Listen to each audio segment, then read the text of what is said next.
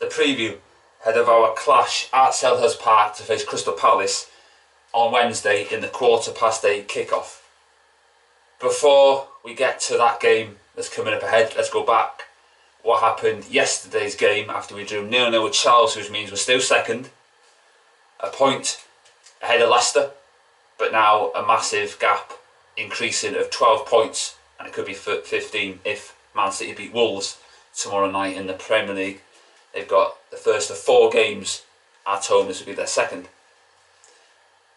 For me, we didn't deserve to draw that game. We deserved to lose. I thought Chelsea in the second half were better than the first half. In the first half, they didn't apply much pressure. Second half, obviously, Callum Hudson-Odoi went off, injury this time. Reece James come on and looked a hell of a lot better. And we had no answer to what we witnessed. And we couldn't carve out many opportunities. I don't understand why people at Top Reds and all these sympathisers, you know the drill on them, are moaning because we didn't get a penalty kick against Chelsea. That was never in a million trillion years, for any currency of anyone's money, a penalty kick. The penalty that Arsenal got against Leicester City earlier in the day, that was a blatant penalty kick which was given because the player had his foot in the air and he put his hands in the air like he just doesn't care. I'm a poet and I didn't know it. That's a penalty kick. What the player did, Callum Hudson-Odoi, I think it was, with his hand, that's not handball. At the start of the season, if that happened, just like what happened with Lindelof against Crystal Palace, ironically enough, when he put his hand the same position that Callum Hudson-Odoi did, that would be a penalty. But the law was tweaked slightly, so it could never have been a penalty now than it would have been back then. So it's absolutely ridiculous. The referee got it spot on and VAR mucked it up. You've got the Salah dodger Luke Shaw coming out after the game saying that the referee got it wrong. You've got Ole Gunnar Knobhead. He's got some cheek, that fella. I think somebody reminds Ole Gunnar Knobhead that we've had about over 30 penalty kicks since the start of last season. But nobody says anything about that. And I tell you what, if that was a manager that fans wanted rid, they would go, that's not a penalty kick. It wouldn't have made a blind bit of difference anyway, because we're still not going to go above Man City, because I said we're not going to win the league. So why are you bleating and venting your spleen over a penalty kick that was never a penalty kick? Luke Shaw and Ole Gunnar Knobhead, they should be fined. They should be banned. Throw the book at them, FA. But they haven't, because guess what? They've done nothing against it. They brought the game into disrepute. It's as bad as when Charlie Austin outed, right, the referees after Southampton dropped points. He never got any action at all. So all these top reds going, oh, United are the victims. You're embarrassing yourself. You're embarrassing our club.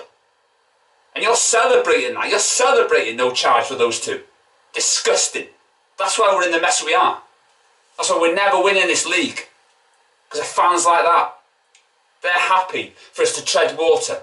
They're happy for us to cheat to get penalty kicks. And Rashford dived to the penalty against Newcastle. Straight away. No review, no nothing. It's a disgrace. Ridiculous. And if you're an actual Man United fan, you should be saying exactly the same thing. You should not be wanting penalty kicks, right, to get Ole Gunnar Knobhead off the hook and for us to win football matches. I said before, the first one to say it. Without VAR, he's Chris fucking Hutchins. And it's a disgrace. And I'm absolutely fuming, as you can tell. I'm unhappy about it in every way, shape or form. It's a disgrace. Ridiculous. I'm not biased towards my club, Man United. 10 years ago, yeah, I probably would have done. But I could be neutral about it.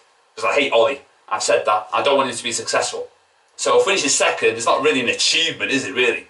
If it was an achievement under Mourinho, why should it be an achievement on Ole Gunnar Knobhead? That's the way I see it. Right, that's out of the way. Let's go forward, shall we, to the Crystal Palace game. I had to get that out there. Vent your frustrations in the right manner, and that's what I did then. We got Crystal Palace. Roy Hodgson, I think, is out of contract end of the season. And Crystal Palace fans want him out. Looks like they've got short memories, haven't you? Because you wanted, right, a new style of play. You bought De Boer in and you lost 4 games on the trot and you got the sack. Do you want to go back to those days? Because that's what's going to happen. They're a good team, Crystal Palace. They bought a striker. They beat Brighton, by the way, which is great. I hate Brighton. I hope Brighton get relegated. Palace are bigger than Brighton. Southampton are bigger than Brighton. You know, Portsmouth are bigger than Brighton. There you go. So it'll be a tough game. So the players I'm going to pick, it's going to be De Gea. Made a superb save against Chelsea in the second half. I beg your pardon. He was brilliant. Back to the David De Gea we all know and cherish. Right back, nobody there with this one, but Crabbe's got to fill that spot there. Centre backs, I would drop Maguire. I think he's been a disgrace this season. He's been a disgrace ever since he rocked up to Old Trafford. I've hated the guy since the moment he arrived. I will never change my mind on that because I'm not a hypocrite. I'm not a flip-flop like some people. Not just Man United fans, by the way. Those in the media. Don't get me started on them. You know what really annoys me is people say one thing but then they mean another. I don't get that. Stick by your guns. What's the worst that can happen if you don't? Ridiculous. That's just a meat point as well. So Twanzebe, going to play Lindelof. I thought Lindelof was exceptional. He was outstanding, brilliant. He's our best centre-back. Not Bailly. Cut out that crap. Lindelof's the best player we've got in that centre-back pack. Left back, I'm going to play Telles. Luke Shaw should not be playing this game. He should be banned. He should be banned for 3 or 4 games for bringing the game into disrepute. But the FA, oh no, the FA. Ridiculous. They're a disgrace to the FA. You know? So Telles is going to be at left back. Midfield, McTominay, Fred, they picked themselves. I thought McTominay was fantastic against Chelsea. Getting a lot more criticism today. Yeah. Pogba and Martial have cost us more games than McTominay has. Yeah.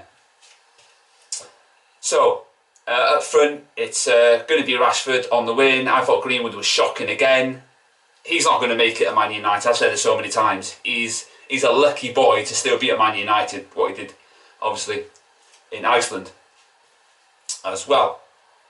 So, Rashford up front, on the win, it's going to be midfield Bruno, Rashford up top, then Dan James and Greenwood. So that is 11 players that I've picked there. So I'm going to go for a 3-0 victory. It's going to be easy as pie. Palace are going to pose not much problems. So I think it's going to be a comfortable victory, which means we'll be comfortably, somewhat, in second at the end of the night.